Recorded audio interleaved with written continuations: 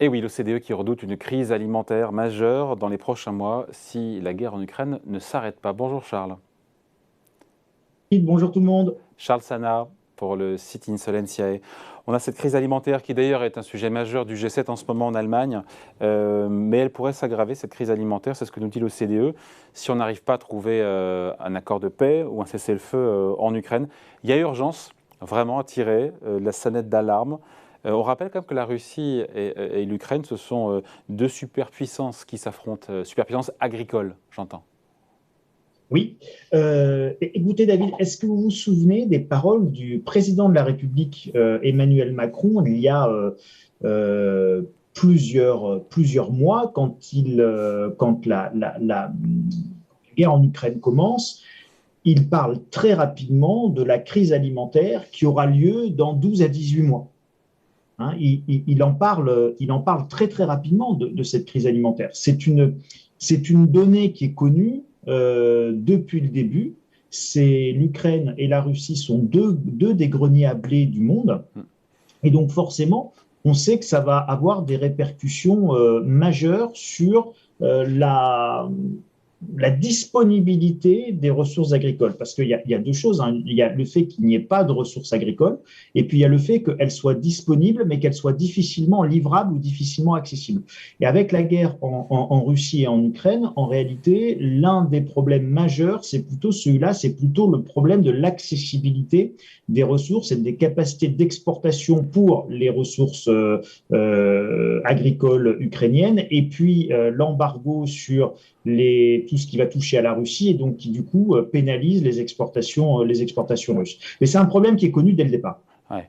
Parce qu'il faut dire ce qui est, non seulement la récolte attendue en Ukraine sera plus faible, c'est ce que nous a dit l'OCDE, de quasiment 30%, mais en plus les exportations de céréales de l'Ukraine, évidemment, seront divisées par 5 par rapport à la normale, parce qu'on l'imagine bien que transporter tout ça ces céréales par voie maritime, c'est impossible aujourd'hui. Enfin voilà l'état des lieux. Côté russe, Absolument. il faut ajouter que côté russe, il y a aussi Moscou qui restreint aussi ses exportations de blé. Voilà, donc voilà où on en est. Enfin voilà, je veux dire, c'est... L'arme alimentaire, elle est très clairement utilisée par Moscou. Moscou rend de toute façon impossible les exportations ukrainiennes par la mer. Et on a un vrai souci au niveau de la mer Noire. Tout ça, encore une fois, était connu. Alors, dans ce rapport de l'OCDE, si vous voulez, il faut distinguer deux choses. Il y a le court terme, qui est cette crise alimentaire immédiate, et puis le plus long terme, puisque ce rapport, il fait une prospective sur les 10 ans qui viennent, donc sur la décennie qui s'ouvre 2022-2032. Donc il y a vraiment ces deux volets. Alors à long terme, l'OCDE n'est pas particulièrement inquiète dans son rapport sur la production agricole et sur la disponibilité des ressources alimentaires. À court terme et avec la guerre en Ukraine, ben évidemment, les inquiétudes de l'OCDE, je dirais même, elles sont presque un petit peu tardives, puisqu'en réalité, encore une fois, on le savait dès le départ. Et la question est posée en filigrane, d'ailleurs, dans ce que dit l'OCDE, si le conflit ne s'arrête pas et si la paix ne revient pas. Écoutez, aujourd'hui, vous n'avez absolument aucun élément factuel, géopolitique, diplomatique, politique vous permettant Ouais. d'estimer avec une certitude un peu importante que nous sommes plutôt sur le chemin de la paix plutôt que sur le sentier de la guerre. On est clairement sur le sentier de la guerre entre on va dire, le bloc OTAN et la Russie. Et à court terme, on ne voit pas comment on pourra échapper à des complexités sur le marché alimentaire importantes dans les mois qui viennent, très clairement. L'OCDE a fait ses calculs. Hein. Si l'Ukraine n'exporte plus de blé, le prix du blé va prendre 19%. Il y a même un scénario extrême qui fait grimper le cours du blé de plus de 30%. On se dit qu'aujourd'hui, le prix des céréales, c'est une question que je vous pose, Charles, aujourd'hui, le prix des céréales n'a plus rien à voir avec les fondamentaux. On est déconnecté aujourd'hui des fondamentaux. Avec le poids de la Chine aussi, qui, on le sait, est un gros exportateur de blé, de soja, de maïs. On parle beaucoup de blé, mais on sait qu'une grosse partie du monde se nourrit de riz aussi, en Asie, notamment en Afrique. On dit que le marché a toujours raison. C'est pas totalement faux de dire que le marché a toujours raison, y compris quand il est dans une soi-disant exubérance irrationnelle ou qu'il est dans une exubérance spéculative. D'accord? Il est de bon ton de dire que si les prix montent, c'est parce que certains spéculateurs retiennent la production, que les entrepôts seraient pleins, que En réalité, il n'en est rien du tout. La réalité, c'est que nous sommes dans un monde où les prix se font toujours sur les derniers pourcents de disponibilité. C'est-à-dire que le problème, il est toujours marginal, en fait. Il est toujours à la marge, hein. Et donc, quand vous avez 90% de la production qui est là, eh ben, OK, elle est là, cette production. Mais quand il en manque 10%, il suffit qu'il en manque 5 ou 10% pour que ça mette un bazar complet sur les prix, parce qu'il n'y en a plus pour tout le monde et que vous commencez à créer de la rareté, et que cette rareté, elle trouve toujours une résolution par une fixation par les prix. D'accord? Donc, quand il y a pénurie, la pénurie, elle se règle toujours par un ajustement sur le prix. Évidemment, l'ajustement, il se fait à la hausse, et donc les moins solvables sortent des marchés. Aujourd'hui, vous avez un pays comme le Pakistan qui est en incapacité à s'acheter de l'énergie, puisque les prix d'énergie sont tels que le Pakistan ne peut pas se les payer. Et vous avez à Karachi, capitale du Pakistan, 12 heures sur 24, il n'y a plus d'électricité. Et donc, quand on est dans ces cas-là, on dit, vous savez, si on fait l'analogie avec l'alimentaire, quand les gros maigrissent, les maigres meurent. Voilà. Et ben c'est exactement la même chose en alimentaire. Quand les plus fragiles n'ont pas les moyens de suivre la hausse des prix, eh bien, l'ajustement se faisant par les prix, ceux qui ont moins d'argent ne peuvent plus en acheter. C'est très problématique. C'est problématique parce que, pardon, je coupe, c'est problématique parce que le programme alimentaire mondial redoute, dans ce contexte actuel de flambée des cours, que des dizaines de millions de personnes meurent faute de nourriture suffisante. Est-ce que le pire est à redouter ou est-ce que le pire n'est pas certain? J'ai écouté une interview de Philippe Chalmin, qui est quand même assez connu sur les matières premières, qui est prof à Dauphine, qui disait que le monde devrait avoir suffisamment de nourriture pour chacun et qu'on joue un peu à se faire peur, même s'il y a des tensions qui sont indiscutables. On ne joue pas à se faire peur.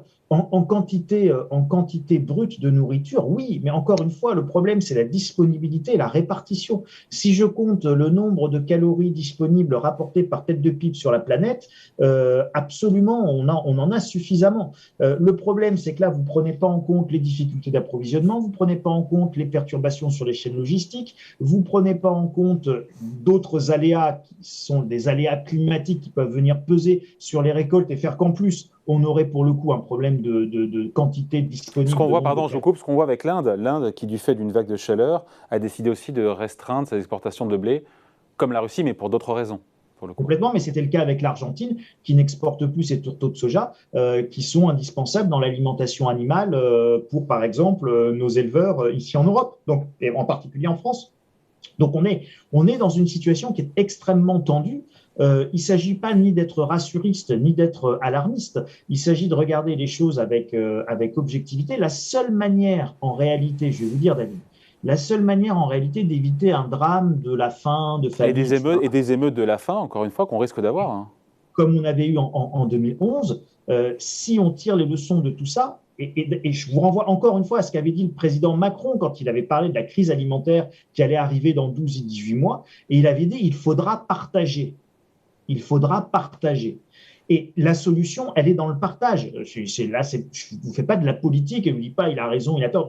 Juste d'un point de vue pragmatique, la solution, elle est dans le partage. C'est-à-dire qu'il va falloir effectivement intervenir sur le marché des ressources agricoles pour pouvoir assurer une juste répartition des ressources dans un moment où les ressources se font rares. Mais dans quel cadre? C'est dans le cadre quoi, du G20? C'est dans quel cadre ça?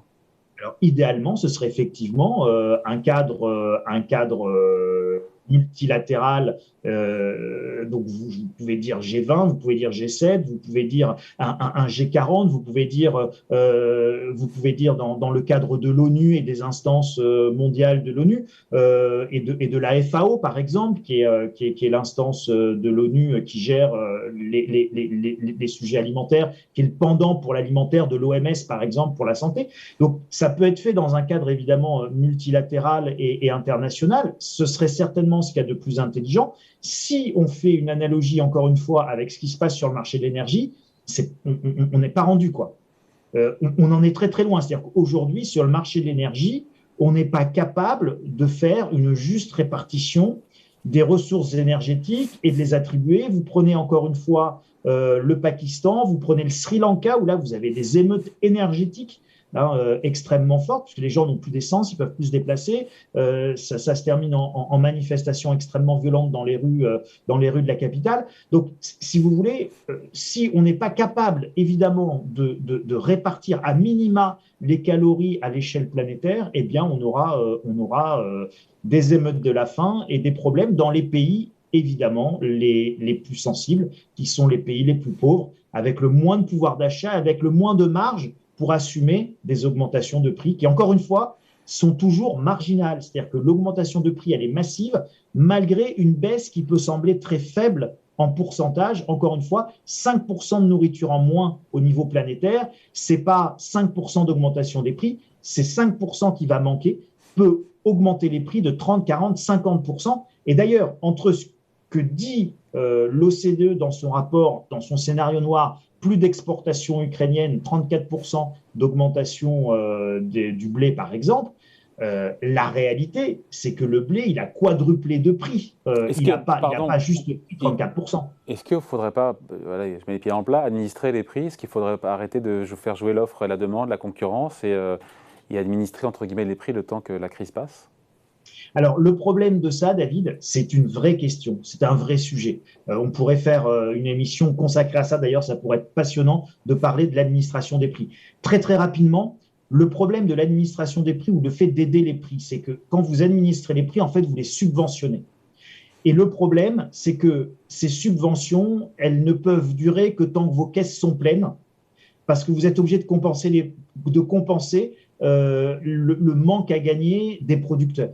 Et si vous ne compensez pas le manque à gagner des producteurs en subventionnant les prix, alors vous découragez tout simplement la production. N'oublions pas que si les prix augmentent, c'est aussi parce que le prix de l'énergie qu'on met dans le tracteur a explosé, le prix des engrais que les agriculteurs utilisent a explosé. Donc, si vous voulez, ils ont des augmentations de coûts, nos agriculteurs, partout à travers la planète, d'ailleurs pas que les nôtres, ils ont des augmentations de coûts de x2, x3, x4.